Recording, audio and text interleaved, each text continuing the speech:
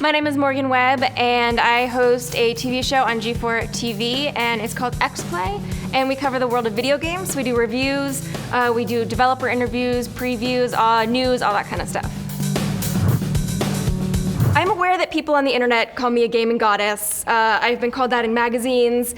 I think people like it because it's alliteration, and people do love alliteration. In real life, I am definitely a gamer. I play most of the games that come out in a given year, and I say most because I'm at the point in my career where if a game's really shitty, I don't have to play it.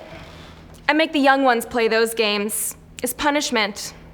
Or maybe it builds character, I'm not sure. I actually sort of strayed away from tabletop games because I would play with my brother and he would just beat the shit out of me. And God, that pissed me off when I was a kid. I feel like I'm a better loser now. I mean, we just lost pandemic and I haven't torn that up yet. I did used to paint figurines when I was a kid, but I was in it for the painting, not in it for the gaming. Playing as many video games as I do, writing reviews of video games, having as much experience in the video game industry as I do, sometimes it actually takes away from my experience in the game because instead of sitting there enjoying how immersive the world is, I am analyzing gameplay elements. I am picking out things that didn't quite work. I'm saying this mechanic is in there because they thought it was going to be fun and it wasn't, and they managed to salvage it by doing X, Y, and Z. So there is a lot of analysis as well as enjoyment of video games. I think every journalist believes that they could create video games. It is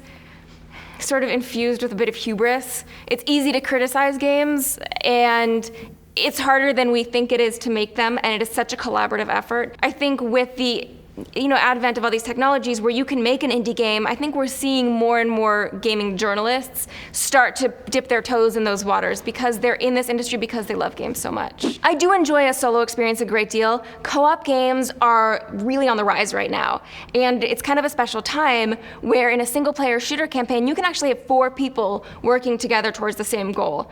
One of the best collaborative games I think ever made actually came out this year. It's called Portal 2. And in this way, you actually have to think together and think as a team and help each other think through problems.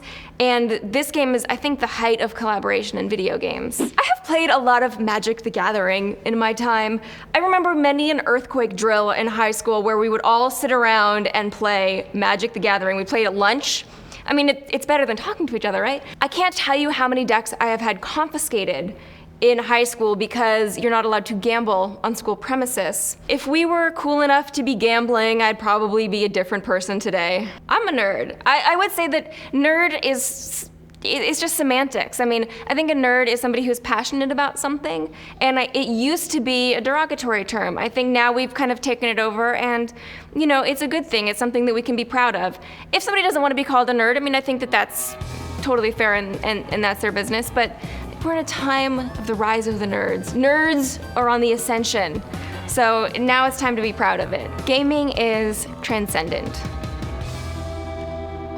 and awesome.